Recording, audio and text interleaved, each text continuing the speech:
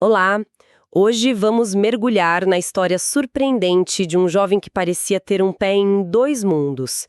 Por um lado, era um adolescente fã de Pokémon e Mario, super ligado em computadores, e por outro, acaba de ser reconhecido como santo pela Igreja Católica.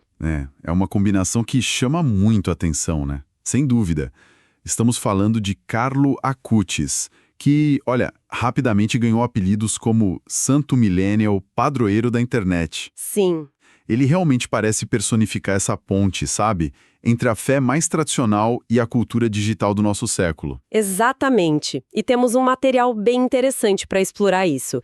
Biografias, notícias sobre o processo todo que o levou à santidade, análises do impacto digital dele.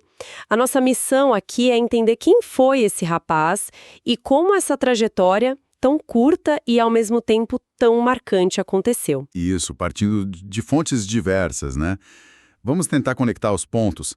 A vida cotidiana dele, a fé intensa, esse uso pioneiro da tecnologia e, claro, o reconhecimento póstumo que o tornou uma figura global. Parece fascinante.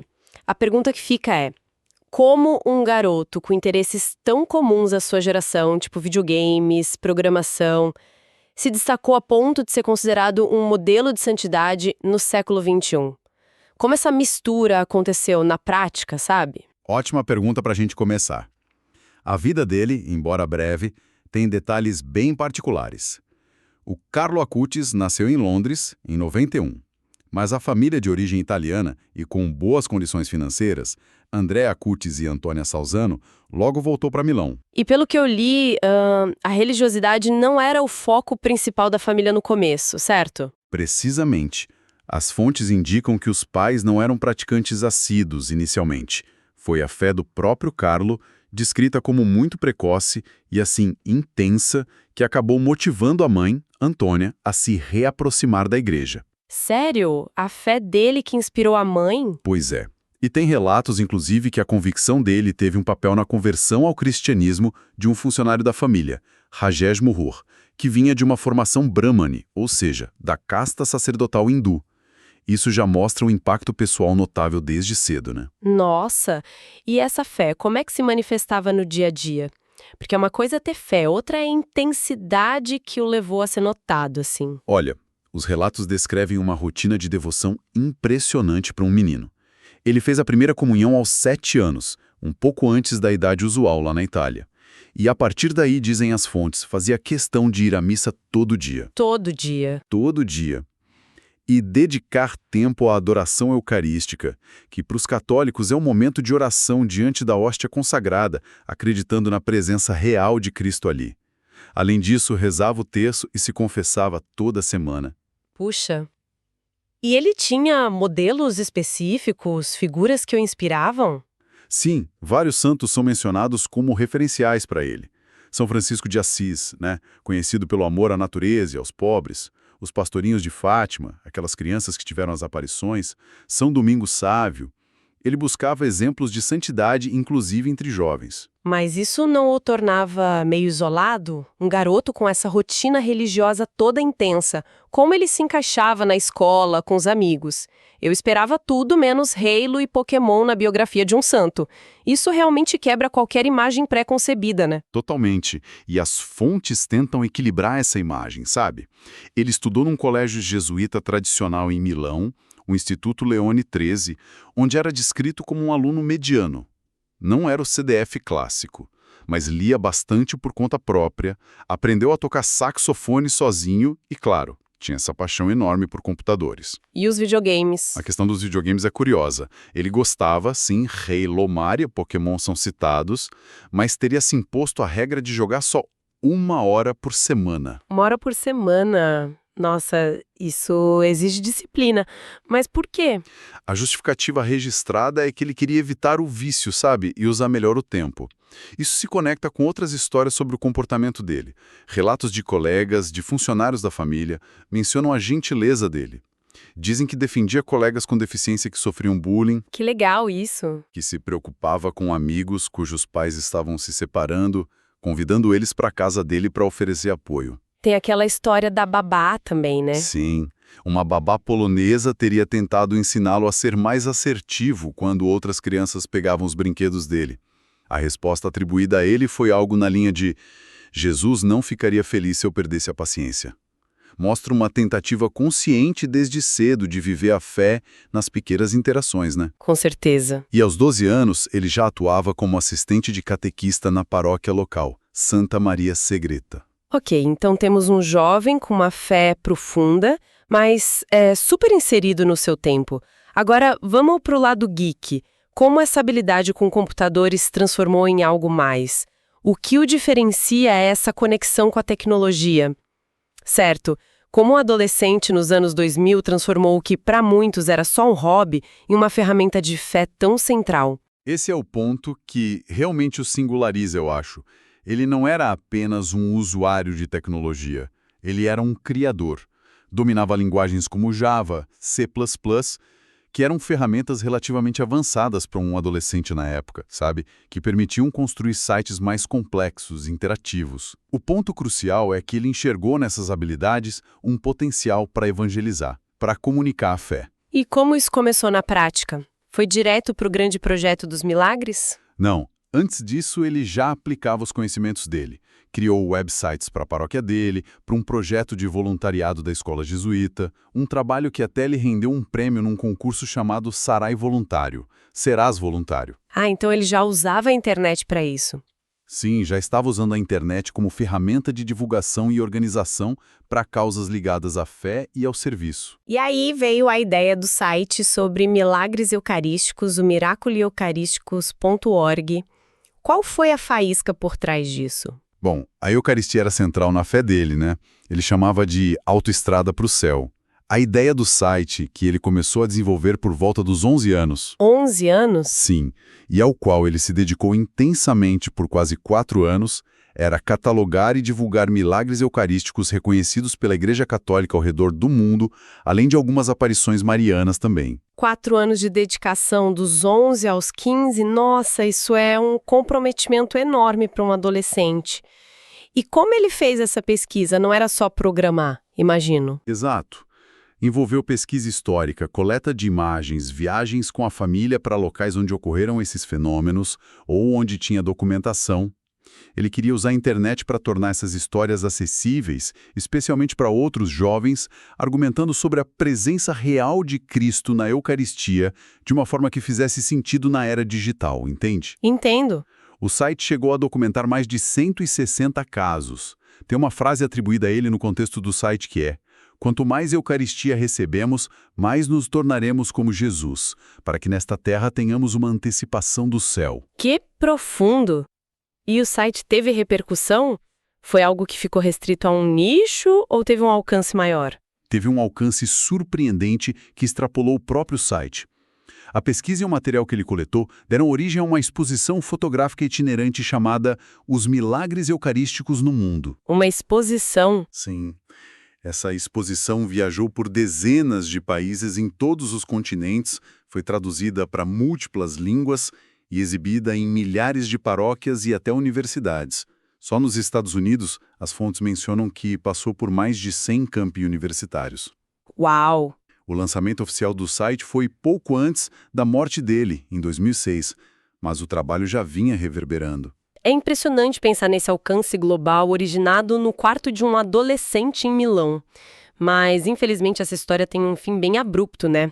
Como foi a doença e a morte dele? Foi tudo muito rápido e inesperado. No início de outubro de 2006, ele apresentou sintomas que pareciam de uma gripe, talvez uma dor de garganta. Algo comum, né? Sim, mas o quadro piorou drasticamente em poucos dias. O diagnóstico foi de leucemia promielocítica aguda, subtipo M3, uma forma particularmente agressiva da doença. Meu Deus, e como ele reagiu a isso? As fontes, especialmente os relatos da mãe, Antônia Salzano, descrevem que ele recebeu a notícia com muita serenidade, sabe? E ofereceu o sofrimento dele pelo Papa Bento XVI, que era o pontífice na época, e pela Igreja. Ele faleceu poucos dias após o diagnóstico, em 12 de outubro de 2006. Tinha só 15 anos. 12 de outubro, aqui no Brasil, é o dia de Nossa Senhora Aparecida. É uma data muito significativa, ainda mais considerando onde aconteceu o primeiro milagre atribuído a ele depois, né? Exatamente, uma coincidência que muitos fiéis consideram providencial. As últimas palavras dele para a mãe, segundo ela, foram de consolo e fé na vida eterna. Mãe, não tenha medo. Preparemo-nos para experimentar algo extraordinário na vida eterna. Ele tinha expressado o desejo de ser enterrado em Assis, a cidade de São Francisco, e assim foi feito. E o corpo dele, que ficou famoso por estar exposto, houve muita discussão sobre isso, né? Sim, houve bastante. Em 2019, o corpo foi exumado para o processo de beatificação e transferido para uma igreja em Assis, o Santuário do Despojamento, que é a igreja de Santa Maria Maior. Ele está visível numa urna de vidro, o que atraiu muita atenção. Mas não está incorrupto, certo? É importante esclarecer isso, como as autoridades da igreja local fizeram na época. O corpo não está incorrupto no sentido clássico de preservação milagrosa total, tá? Ele passou por procedimentos normais de conservação e recebeu uma máscara de cera e silicone no rosto e mãos para melhor apresentação aos fiéis. É uma prática relativamente comum para relíquias. Entendi. Mesmo assim, a imagem dele ali, vestido de forma casual, jeans, tênis, moletom, reforçou muito essa identidade de santo moderno. E essa imagem certamente contribuiu para os apelidos de santo milenial, padroeiro da internet. A partir daí, como se deu o caminho oficial para a santidade? Foi rápido, pelo que parece? Sim, foi considerado bem rápido para os padrões da igreja. A causa de canonização foi aberta formalmente em Milão em 2012, só 6 anos após a morte dele. Em 2018, o Papa Francisco declarou venerável, reconhecendo as virtudes heróicas. E a beatificação, que é o passo anterior à canonização e exige a comprovação de um milagre, aconteceu em Assis, em 10 de outubro de 2020. Certo, os milagres são sempre a parte que mais desperta curiosidade, né? Como foram esses casos atribuídos à intercessão do Carlo Acutis? Para a beatificação, foi reconhecido um milagre ocorrido aqui no Brasil. Em 2013, um menino de Campo Grande, Mato Grosso do Sul, chamado Matheus Viana, sofria de uma condição congênita grave chamada pâncreas anular. Pâncreas anular? O que é isso? Basicamente, o pâncreas dele envolvia o duodeno, que é a primeira parte do intestino, dificultando muito a digestão e causando vômitos constantes. Ele tinha só 3 anos e dificuldades severas para se alimentar. Era bem grave. Nossa, coitadinho. E o que aconteceu? A cura teria ocorrido em 12 de outubro de 2013. Olha a data de novo. Durante uma bênção com uma relíquia do Carlo, um pedacinho de tecido da roupa dele, numa capela lá em Campo Grande. O menino teria pedido para parar de vomitar ao tocar na relíquia e, a partir daquele momento, segundo os relatos e investigação da igreja, ele conseguiu se alimentar normalmente. Que incrível! E os exames posteriores mostraram a resolução da malformação. A família do Matheus, aliás, morou por um período em Anápolis, Goiás, conectando a história a outro estado brasileiro também. Uma história forte mesmo com o Brasil. E o segundo milagre, o que levou à canonização? O médico era extremamente reservado, sabe? Com risco iminente de morte. E onde entra o Carlos Acutis nessa história? A mãe da Valéria, Liliana, viajou para Assis e rezou fervorosamente no túmulo do Carlo, pedindo intercessão dele pela filha. Segundo o relato que foi apresentado ao Vaticano, no mesmo dia em que a mãe estava lá em Assis, a Valéria começou a apresentar sinais de melhora. Voltou a respirar espontaneamente. No mesmo dia. No mesmo dia. E nas semanas seguintes, a recuperação dela foi considerada extraordinariamente rápida e completa, algo que a equipe médica não conseguia explicar totalmente pelas vias naturais, digamos assim. Esse caso foi investigado e aprovado pelo Papa Francisco em maio de 2024. Com 2 milagres validados, então, o caminho estava livre para ele ser declarado santo. Exato. A cerimônia de canonização estava prevista inicialmente para abril de 2025, mas precisou ser adiada após a morte do Papa Francisco. O sucessor dele, Papa Leão XIV, um nome fictício usado na fonte, realizou a canonização em 7 de setembro de 2025, na Praça de São Pedro. Ah, então já aconteceu. Sim, foi uma cerimônia conjunta com outro jovem italiano, o beato Pierre Giorgio Frassati. E olha, estima-se que 80 mil pessoas compareceram. Assim, Carlo Acutis se tornou oficialmente o primeiro santo da geração milênio. Então, chegamos ao ponto. O que significa ter um santo da internet? Qual o impacto real disso hoje em dia? Olha, o impacto principal parece ser simbólico e inspiracional, né? Especialmente para os jovens católicos. Ele é apresentado como prova de que é possível viver uma fé profunda em meio à cultura contemporânea, usando as ferramentas digitais não como distração, mas como meio de expressão e evangelização. Faz sentido. A Igreja claramente o vê como um modelo poderoso para engajar as novas gerações, tanto que ele foi nomeado patrono da Jornada Mundial da Juventude. E a imagem dele de jeans e tênis quebra aquele estereótipo visual clássico dos santos e o torna mais próximo, mais acessível, talvez. E essa devoção se materializa em lugares físicos também, né? Além do túmulo em Assis? Sim, começam a surgir locais dedicados a ele. Um exemplo citado nas fontes é a paróquia universitária São Carlo Acutis, lá em São Paulo, dentro de um campus universitário. Eles afirmam ser a primeira igreja do mundo dedicada a ele e até possui uma relíquia, um fragmento do corpo doada pela mãe Antônia. O nome foi atualizado de Beato para São logo depois da canonização. Agora, por ele ser uma figura tão recente, imagino que a história dele não seja isenta de diferentes olhares ou até contestações, certo? Isso apareceu nas fontes. Sim, apareceu e é um ponto interessante. Por vivermos na era da informação e por ele ser quase nosso contemporâneo, a história dele é narrada, mas também analisada e por vezes questionada, de formas que talvez não ocorressem com santos de séculos passados, né? Como assim? Uma matéria da revista The Economist, publicada em março de 2025, por exemplo, citou um amigo de infância que teria uma lembrança do Carlo como não sendo particularmente religioso naquela época da infância deles. Ah, interessante. E como isso foi recebido? A mãe do Carlo, Antônia Salzano, contestou publicamente essa visão, reafirmando a religiosidade precoce do filho. Esse episódio, independentemente de quem tem a memória mais precisa, ilustra a complexidade de construir a narrativa de uma figura pública recente, sabe? Entendo. As percepções podem variar, e a memória é sempre um campo em disputa. Ainda mais quando se trata de alguém elevado à condição de santo em pleno século XXI. Isso nos leva a pensar sobre como as histórias são contadas e solidificadas hoje em dia, né? Exato. Mostra que mesmo o processo formal como a canonização não impede que surjam nuances e diferentes perspectivas sobre a pessoa por trás do símbolo. Ok.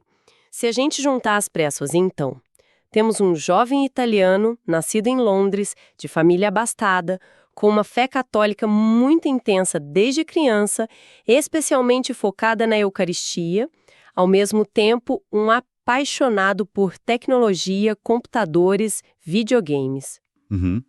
Que decidiu usar essa paixão e habilidade com a internet de forma pioneira para sua época e idade para divulgar aquilo em que acreditava, culminando no projeto do site sobre milagres eucarísticos com alcance global. Soma-se a isso uma vida marcada por atos de caridade discretos, uma doença súbita e uma morte aos 15 anos, vista por ele e pela Igreja como um oferecimento. E, finalmente, os milagres no Brasil e na Costa Rica, atribuídos à sua intercessão e reconhecidos formalmente. O resultado é a canonização como primeiro santo millennial. Um testemunho muito particular do século XXI, que conecta práticas religiosas tradicionais com a cultura digital e a vida cotidiana de um jovem de hoje. Religiosas ou não apenas coexistem com a tecnologia, mas a utilizam ativamente para se expressar, se conectar e talvez até se transformar. Como essa interação entre crenças, valores e as ferramentas digitais vai continuar a moldar nosso mundo? É algo para a gente pensar, né? Sem dúvida. É uma pergunta aberta. Ele construiu, à sua maneira, uma ponte entre o que muitos veem como atemporal e o que é inegavelmente contemporâneo. Um fenômeno para a gente continuar observando.